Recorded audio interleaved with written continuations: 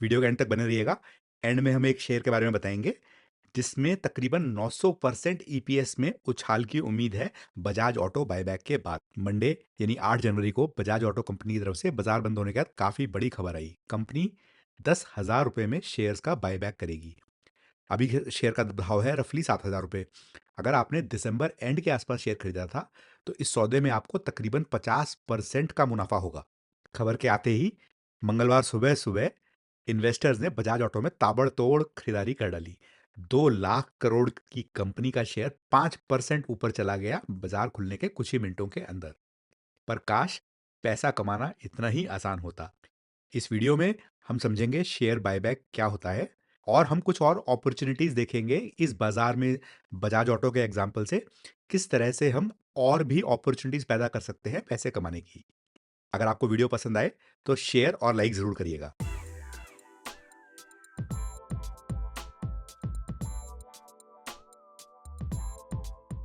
Share buyback क्या होता है?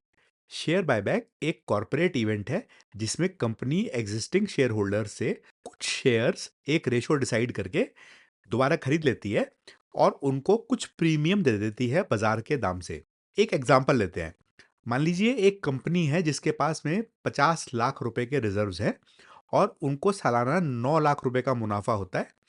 1 लाख शेयर आउटस्टैंडिंग है, यानी कि अर्निंग पर शेयर है तकरीबन 9 रुपए। अगर इस शेयर का पी 30 रुपए है तो इसका दाम होगा तकरीबन तकरीबन 270 रुपए। अब कंपनी कहती है कि चलो हम बायबैक करते हैं, शेयर्स थोड़ा कम कर देते हैं, 10% शेयर्स हम दोबारा खरीद लेते हैं 400 रुपए के दाम पे। 10% यानी 10,000 शेयर, 400 रुपए का दाम यानी 40 लाख रुपया तकरीबन कंपनी खर्च करेगी अपने रिजर्व्स में से। तो रिजर्व बच जाएंगे इसके बाद में 19 लाख रुपए। टोटल शेयर्स बच जाएंगे 90,000। अर्निंग्स तो सेम रहेंगी और नया ईपीएस अब रह जाएगा 10 रुपए। पी मान लीजिए सेम रहेगा 30। तो अब शेयर का दाम 270 रुपए से बढ़ के हो जाएगा 300 रुपए। शेयर होल्डर्स को क्या रिवॉर्ड मिलेगा? मान लीजिए शेयर होल्डर के पास में 100 शेयर थे, 270 रुपए का दाम था, तो होल्डिंग की वैल्यू थी 27,000 रुपए। अब 130 रुपए का मुनाफा मिलेगा 10 शेयर पे जो कंपनी बायबैक कर रही है, यानी कि 1300 रुपए। और उसके अलावा 30 रुपए बढ़ जाएगा शेयर का दाम 90 शेयर पे, जब वो 270 से 300 हो जाएगा, यानी मुनाफा होगा 2700 रुपए। टोटल मुनाफा हुआ 4,000 रुपए। इसमें कंपनी को एडिशनल कमाई कुछ नहीं करनी पड़ी और शेयर होल्डर जिसके पास 100 शेयर थे उसको तकरीबन 15% का मुनाफा हो गया। अब इस एग्जांपल में आप देखें तो शेयर का दाम बढ़ा 270 से 300।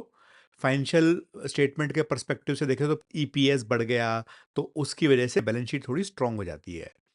अब कंपनी अगर फ्यूचर में पैसा अगर जुटाना चाहे तो डेट का रूट भी ले सकती है। इस बायबैक को 8 तारीख को बोर्ड कंसीडर करेगा। ये अनाउंसमेंट 3 जनवरी को पहले ही आ चुका था। 2:39 पर यह अनाउंसमेंट बीएसई को दिया गया था। तकरीबन उसके 10 मिनट पहले ही शेयर का भाव बढ़ना शुरू हो गया था और 400 रुपये 10 से 15 मिनट में शेयर ऑलरेडी बढ़ चुका था। एक बार बायबैक के कुछ मेन नंबर पे नजर डालते हैं। 8 जनवरी को अनाउंसमेंट आया था, 40 लाख शेयर जिनकी फेस वैल्यू 10 रुपए है कंपनी खारिज करेगी। तकरीबन 1.41% ऑफ टोटल इक्विटी शेयर। दाम रखा गया है 10,000 रुपए इन कैश। 40 लाख शेयर 10,000 रुपए तक, तो 4,000 करोड़ रुपए तक कंपनी अपने रिजर्व में से खर्चने को तैयार है। प्रमोटर ग्रुप के पास में है तकरीबन 55% शेयर। डीआईआईज है उनके पास तकरीबन 8-8.5%। एफआईआईज के पास में तकरीबन 15% और पब्लिक के पास में 21% शेयर्स अभी हैं। और सारे के सारे शेयर होल्डर्स, सारी कैटेगरी के शेयर होल्डर्स इस बायबैक के लिए एलिजिबल है। प्रमोटर्स भी अपना कुछ हिस्सा वापस कर सकते हैं इस बायबैक में 10,000 रुपए पर शेयर के दाम। शेयर के फंडामेंटल प्राइस मूवमेंट पे नजर लगा लेते हैं। पैंडेमिक टाइम पे शेयर ने एक बॉटम बनाया था 2,000 रुपए का। उसके बाद तो सारी मार्केट ही इंप्रूव हुई थी। अगर पिछले 6 महीने के प्राइस मूवमेंट नज़र रखें तो तकरीबन शेयर 4,500 से बढ़ के 7,500 रुपये तक पहुंच गया है। स्पेशली दिसंबर के बाद से तो जैसे शेयर को पंख ही लग गए हैं। पिछले 1 महीने में तो वॉल्यूम्स भी काफ़ी पिक होते जा रहे हैं। अगर पी रेशो और ईपीएस मूवमेंट की बात करें, पी रेशो तकरीबन 16 के आसपास था पैंडेमिक टाइम पे और ईपीएस था रफली 170 रुपये। वो इस टाइम पे पी बढ़ के हो गया है 24 रुपये, ईपीएस हो गया है 227 रुपये। क्या इतना पी जस्टिफाइड है? क्या इतना पी सस्टेनेबल है? यानी कि क्या शेयर इस प्राइस को होल्ड कर पाएगा बायबैक खत्म होने के बाद? कहना मुश्किल है। हो सकता है कर पाए, हो सकता नहीं। फंडामेंटली इस टाइम ऑटो मार्केट काफ़ी अच्छी चल रही है, टू व्हीलर्स की सेल बढ़ रही है। अगर कंपनी ऐसे ही अच्छा करती रही तो ये पीई फॉरवर्ड पीई में कन्वर्ट हो जाता है।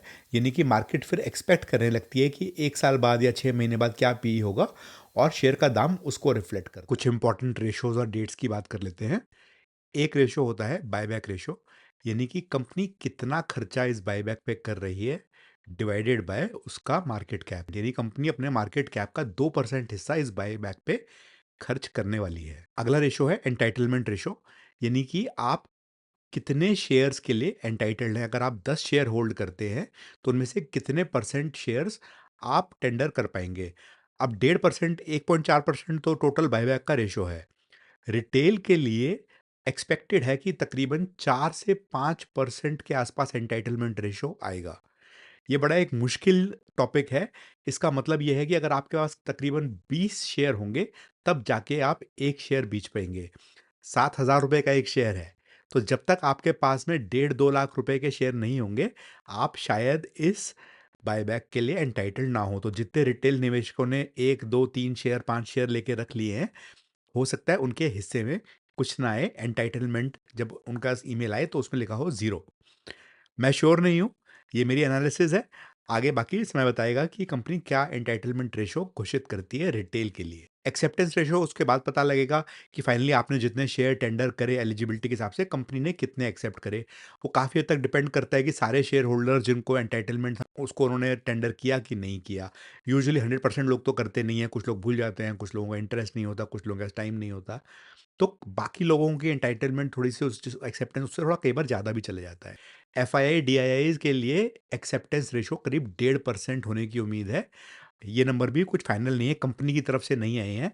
जो कंपनी ने एक कमेटी बनाई है वो ये सब रेशोज फाइनल करेगी। रिकॉर्ड डेट अभी भी फाइनल नहीं है। रिकॉर्ड डेट वो डेट होगी जिस तारीख को अगर शेयर होल्डर का शेयर था तो वो एंटाइटल्ड माना जाएगा बायबैक के लिए एज पर बायबैक का रेशो। वो डेट कब की होगी, 2-3 दिन पहले जा चुकी है या 1 हफ्ते बाद आएगी, नहीं पता। फिर बाद में एक ओपन डेट होगी कि कब ये ऑफ़र खुलेगा, यानी कि आपके पास में ऑप्शन होगा कि अब आप एंटाइटलमेंट रेशियो के हिसाब से अपना शेयर टेंडर कर सकते हैं। एक क्लोजिंग डेट या लास्ट डेट होगी, उस तारीख तक आपके टेंडर एप्लीकेशन को कंसिडर किया जाएगा। ये सारी चीज़ें आजकल आपके डीमैट के थ्रू इलेक्ट्रॉनिक फॉर्मेट में हो जाती हैं, फिजिकल फॉर्म की ज़रूरत नहीं पड़ती है। बायबैक से बड़े शेयर होल्डर्स को कैसे मुनाफा होता है और कितना होता है, एक बार नजर मारते हैं। 3 बड़े शेयर होल्डर्स बजाज ऑटो के, बजाज होल्डिंग्स जिनके पास में तकरीबन 34% हिस्सा है बजाज ऑटो का। एसबीआई ग्रुप के पास में है 1.34%। एलआईसी के पास है 5.38%। 40 लाख शेयर टेंडर किए जाने हैं, 10,000 रुपये का दाम है। मान लेते हैं इन सब शेयर होल्डर्स ने 2,000 रुपये, जो पेंडेमिक का लोएस्ट पॉइंट था, उतने पे शेयर होल्ड किया है। बजाज होल्डिंग तो शायद कुछ 100 और 200 रुपये पे होल्ड करती होगी। करंट दाम है 7,000 रुपये और 10,000 रुपये की पेशकश है खरीदने की। बजाज होल्डिंग्स को कैश मिलेगा नियरली 1,400 करोड़, एसबीआई ग्रुप को 54 करोड़, एलआईसी को 215 करोड़। प्रॉफिट इसमें होगा 1,100 करोड़ बजाज होल्डिंग्स का, एसबीआई ग्रुप का 43 करोड़, एलआईसी का 172 करोड़। एसबीआई ग्रुप और एलआईसी ग्रुप बहुत बड़े हैं, उनके लिए कुछ खास नहीं परसेंटेज में मायने रखता, बट बजाज होल्डिंग्स के लिए एक्स्ट्रा ऑर्डिनरी ईपीएस इस बार ऐड होगा। मान के चलिए ये प्रक्रिया पूरी करने में 1 क्वार्टर लग जाएगा, यानी कि ये नंबर जो ऐड होंगे वो अगले फाइनेंशियल ईयर के Q1 के रिजल्ट्स जो कि जुलाई एंड में आएंगे उनमें ऐड होंगे। और मेरे अनुमान में अगर हम ये पिछले क्वार्टर से कंपेयर करें जब 124 करोड़ का प्रॉफिट हुआ था, उसमें आप 1,100 करोड़ ऐड कर दें, जो मेन अर्निंग्स पर शेयर हैं उतनी ही रहती हैं, तो भी कंपेयर टू Q2 इस क्वार्टर का प्रॉफिट बढ़ के 982% यानी नियरली 1,000% हो जाएगा। ऐसे में कंपनी एक एक्स्ट्रा ऑर्डिनरी डिविडेंड भी दे सकती है शेयर होल्डर्स को। आज के इस डिस्कशन को एक बार समराइज कर लेते हैं। मुझे ऐसा लगता है कि इस शेयर का दाम ऑलरेडी 7,000 रुपये है और रिटेल निवेशकों के पास में जितनी कप कैपिटल होती है उसके हिसाब से बहुत ज़्यादा रिटेल निवेशकों के पास में क्वांटिटी शेयर की ज़्यादा नहीं होगी। तो एक्सेप्टेंस रेशो के हिसाब से काफ़ी सारे रिटेल इन्वेस्टर्स तो एंटाइटल ही नहीं होंगे इस बायबैक में और उनको कुछ खास मुनाफ़ा शायद ना हो। ये मेरी राय है, अभी रेशो फाइनल कंपनी बताएगी, उसके बाद कोई डिसीज़न लीजिएगा। उसके बाद में अगर आपको मान लीजिए 5% के आसपास एक्सेप्टेंस मिल भी रहा है, तो 20 शेयर पे 1 शेयर यानी कि अगर आपके पास में 1,40,000 रुपए इन्वेस्टेड है, तो 1 शेयर आप बायबैक में दे पाएँगे, उस पे 3,000 रुपए कमाएँगे। यानी कि 1,40,000 रुपए की लागत पे 3,000 रुपए का प्रॉफ़िट, ये मुश्किल से 2% प्रॉफ़िट है, जिससे कि कुछ खास होने वाला नहीं है। पर मैं ज़्यादा एक ऑप्टिमिस्टिक हूँ बजाज होल्डिंग्स के ऊपर, शेयर के ऊपर। मैं मोस्ट प्रोबेबली इसके अंदर ऑलरेडी निवेशित तो हूँ ही, कुछ शेयर शायद और खरीद लूँ। ये मेरी व्यक्तिगत राय है, मैं आपको खरीदने या बेचने की राय नहीं दे रहा हूँ, ये आपका खुद का फैसला है। सो बायबैक ओवरऑल शेयर होल्डर्स के लिए अच्छा है, पर सुनने में इनिशियली लगता है बायबैक बहुत एक प्रॉफिटेबल चीज़ होगी कि बाय निवेशक के लिए, पर एंड में मुनाफ़ा 2-3% से ज़्यादा यूजुअली नहीं होता है अगर निवेशक को। भले ही दाम इस केस में जैसे 50% ऊपर दिया गया है, पर भी आपको 2% के आसपास फ़ायदा होगा, 3% का फ़ायदा होगा। ये कोई बहुत बड़ी बात नहीं है।